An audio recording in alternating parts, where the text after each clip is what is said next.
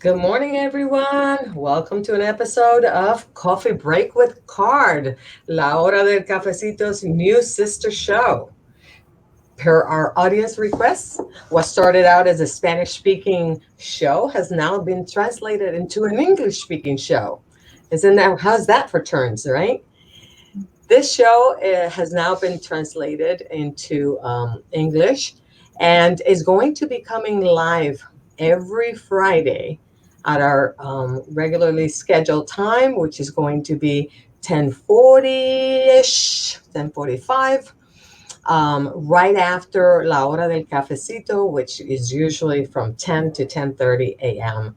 So we hope that you share this information and make sure that you meet us here every Friday around 10:45-ish to hear us spill the beans on topics related to autism. Okay, so Coffee Break with Card is dedicated to all those in our community who are living with autism, to their family members, and to all those who support them. My name is Lourdes Quiñones, so welcome to our table, to our casita, and come join us. We are going to be talking about a lot of important topics every Friday. So feel free to leave us your coffee related memes in the comment section. We're going to be collecting them. And at the end of the show, we're going to be picking our favorite one if we have some. So make sure that you share, you sign in, so to speak, so we know you're here so we can say hello. Okay. All righty. In today's show, we're going to be talking about guardian advocacy. What is it? And why is it extremely important, especially now during COVID period? So join us. We have a lot to talk about. But before we get started, let's start out by introducing you to our coffee break hostesses today. As I mentioned already, my name is Lourdes Quiñones. I am a consultant for the elementary age group here at CARD, in addition to being a physical therapist and a special education teacher. I am accompanied by my co-hostesses, Jasmine Castellano. Good morning, Jasmine, who's Good coming live morning. from her car. Yeah, from Ohio. So hi to everyone. Gorgeous weather in here. We can always have coffee anywhere, right? Anyway, we also have with us Olivia McDonald. Good morning, Olivia. Good morning, everyone. Olivia is going to be bringing us information about guardian advocacy today. So thank you so much. Maggie Aldana. Good morning, Maggie. Good morning. And Ima Camposano. Good morning, Ima. Hi, good morning. Jasmine Castellano is an excellent professional in the field of mental health. She is a card consultant assigned to the group of young constituents from middle school all the way up to the young school adults. She is the mother of three children, one of whom is diagnosed with autism. Welcome, Jasmine. Thank you, Lourdes. Olivia McDonald is a consultant assigned to the early childhood ages, just like me. And she is an excellent professional in the field of public health. She is the mother of a beautiful baby infant, and she has a younger brother diagnosed with autism. Welcome, Olivia. Thank you, Lourdes. Like I said, Olivia is going to be answering our questions today related to guardian advocacy. Thank you. Magaldana is an excellent special education teacher. She is the president of CARD's constituency board and is the mother of three children, two of whom are diagnosed with autism. Welcome, Maggie. Thank you, Lourdes. Ima Camposano is completing her master's degree in social work and has chosen to do her internship here at CARD, as she is committed to serving those with autism in our community, as well as their families. Ima is a mother of two and has a physical disability, so she brings a very important perspective to her program. Welcome, Ima. Thank you. So before we get started, we want to review the rules we want to adhere to during this programming to ensure that we have a safe environment for all of us. Remember that we must maintain an open mind, keep a positive attitude, and use respectful language. Olivia, will you greet our audience members? Yes, good morning, everyone. Seeing who we have here. Let's see. We have Adrian here. Good morning. Good morning, Adrian. And Philomena again. Hi, Philomena, our favorite. That's my mom. Hi, my mom. Anyway, all righty. So as you come in, be sure to sign in with your coffee memes at the comments section. We'll be picking our favorite. As I already mentioned in today's program, we're going to be talking about guardian advocacy. What is it and why is it extremely important, especially now during COVID period? So Olivia is going to be answering our questions today. So let's get started. Yes. So before I do answer your questions, I did want to first share a story with the audience. It's the one that inspired today's episode. So I was recently contacted by a respiratory therapist working in a local hospital. The details of this are, because she had to protect HIPAA, the details are we're deliberately a little bit vague, but essentially she had a patient who was sick with COVID who was not doing well. He kept taking off the machines to help that were he had on to help improve his oxygen levels. And all the other medical staff who were working with him just kept writing him off as, that he was being difficult and non-compliant. Because she had a family member with autism, she was pretty sure that this young man was autistic. And it became clear to her that he didn't understand why he had to keep the machines on. And he just kept repeating over and over, like, my lungs will help me get oxygen. His mother kept calling to check on his progress, but she wasn't being provided with many details. Understandably, the hospitals are very swamped right now. So it was just hard for her to get information. But it was clear to this respiratory therapist that if he did not receive extra support soon, that he would have to go onto a ventilator, and his chances of survival after that would be very slim. At first, the respiratory therapist's requests for help were just brushed off, but she persisted in advocating for this young man.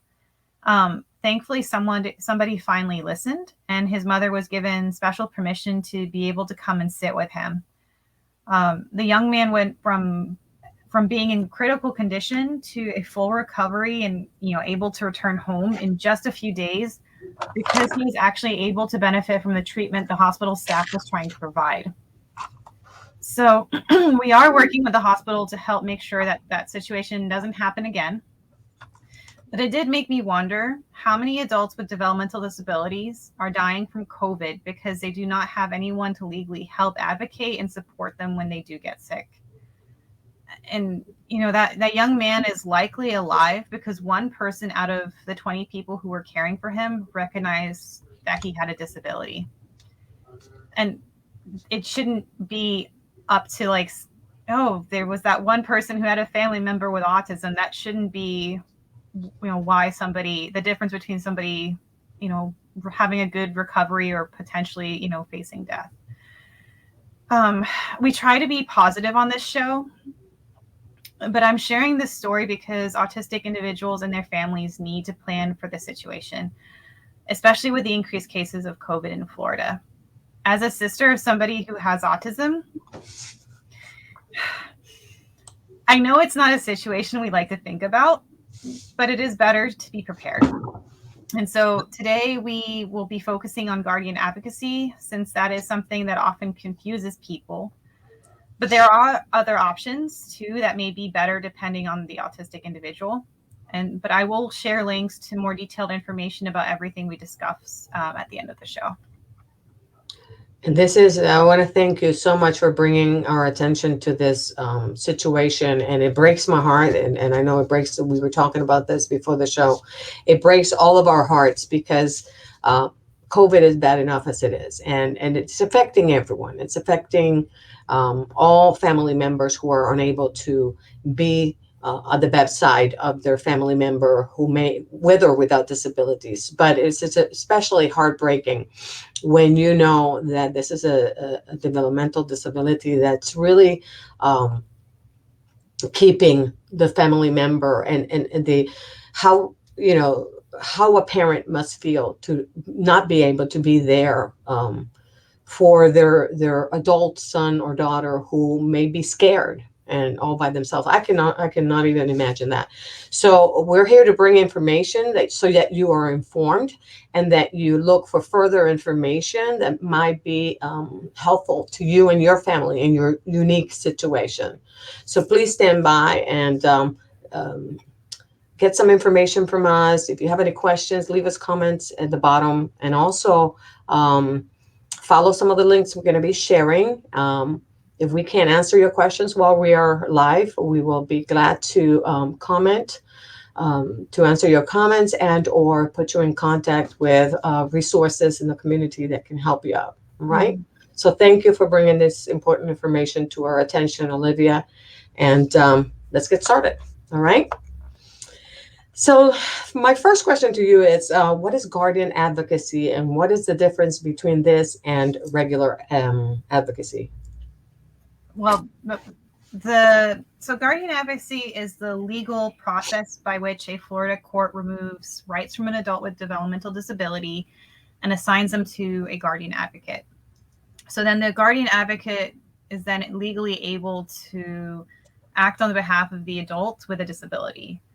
There are a number of requirements to becoming a guardian advocate, but they are usually parents, family members, or close friends of the individual. So unlike plenary guardianship, or what is sometimes referred to as full or traditional guardianship, this process was specifically established for managing the rights of individuals with developmental disabilities.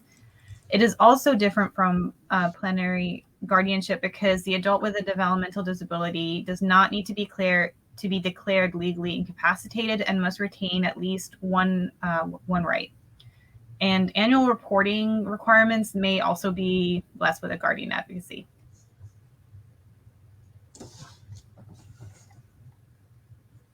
Jasmine, you're muted. ¿Estás muted? Okay, here I am. Is an attorney needed to get guardian advocacy? It depends if property is involved. So according to section 393.12 of the Florida statutes, a person who is being considered for appointment or is appointed as a guardian advocate need not be represented by an attorney unless required by the court, or if the guardian advocate is delegated any rights regarding property other than the right to be the representative payee for government benefits.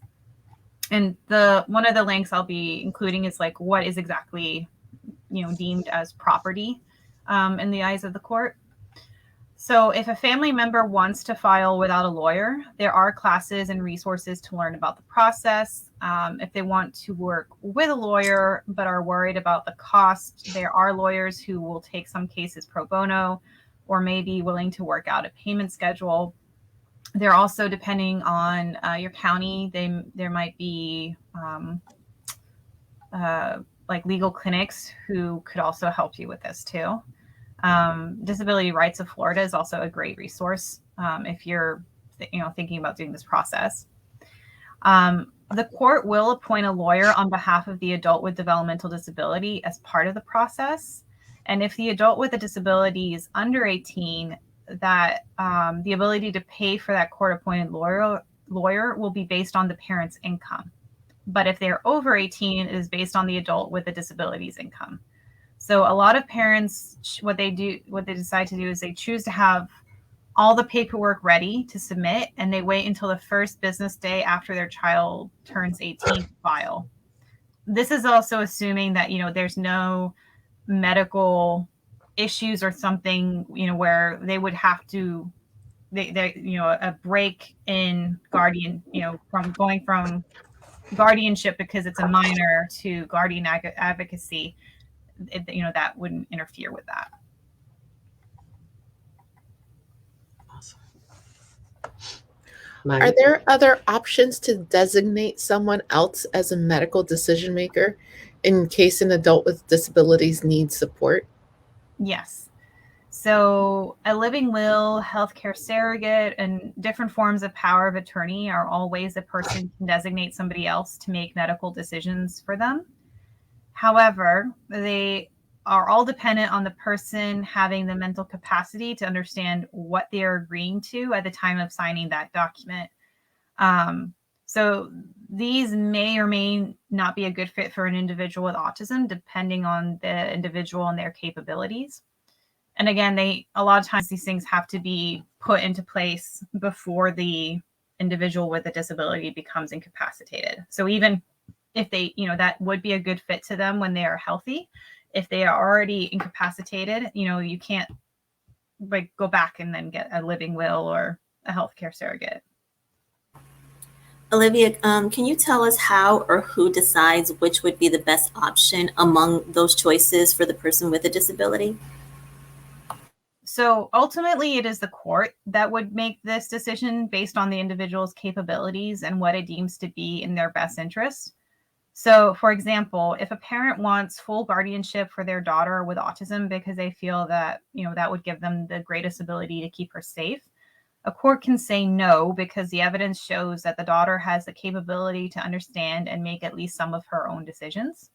And then conversely, if a parent wants to do signed power of attorney to save time and money, the document can also be declared invalid if there's evidence that the person never had the mental capacity to sign that agreement in the first place. So all this is really dependent on the individuals with the disabilities, actual abilities. Family members just can't just like shop around for what they want. It's what's best for the individual and their capabilities. And Olivia, how has the guardian advocacy process changed because of COVID-19? So some parts of the process that had been done in person, such as hearings, had to switch to being done by phone or by Zoom due to the pandemic. Right now, some judges are back to doing in-person hearings. It will vary, county by county and by the judge assigned to the case. So as far as how long the process will take, it depends on the individual case. However, I do know a family friend who became her son's guardian advocate back in February of this year. She filed without a lawyer, and the whole process from start to finish took about 3 months and was done entirely online and over the phone. That's really helpful to know, Olivia, in setting up expectations for parents in the timeline as well. Yeah. What happens if a guardian advocate is hospitalized or incapacitated and cannot exercise their responsibilities? So you can set up guardian advocacy so that there are 2 co-guardian advocates and a designated standby guardian advocate. So for our family, both of my parents are my brother's guardian advocates, and I am the standby guardian advocate. So if you are a standby guardian advocate that needs to temporarily assume responsibility, I would recommend calling the probate court of the county where the adult with disability lives. And, it really, it helps to have that case number for as well. It was a little bit, I think, because things are so fluid with COVID, some of these things, all these processes may change. So I think, it'd be best just to call the probate court. Perfect. So if you're watching and you have comments to leave us or questions, be sure to leave them in the comment section. If you're watching this after we go off the air, still leave your questions and comments. We monitor these and we'll make sure that we reach out with a response and facilitate any resources that you may need. So feel free to do that. Okay. Is there any comments or questions at the time that we need to, or memes that we need to acknowledge? I'm gonna get those memes, I'm sure.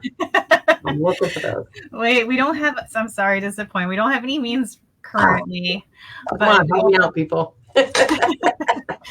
But we do have we do have Iris, who's also who did also give us a like. So thank you, Iris. Oh, awesome, Iris. Thank you for being here. Thank you for doing that.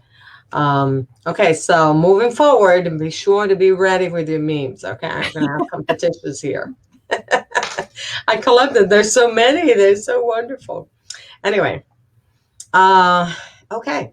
So again, we want to thank you, Olivia, for bringing us this information. It's so important, and it's so timely. You know, if ever there was a great time to do this, this is it. You wanted to share something? Yeah, I was gonna say I did mention I'm going to let me first put this into the chat so that everyone can also have the links right there. Let me see.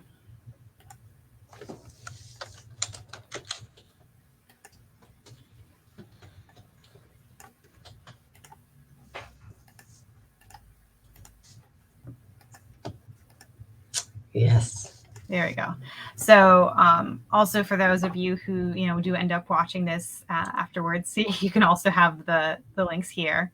Like I said, there's a lot of great, we have them in English, and some of them are in Spanish too.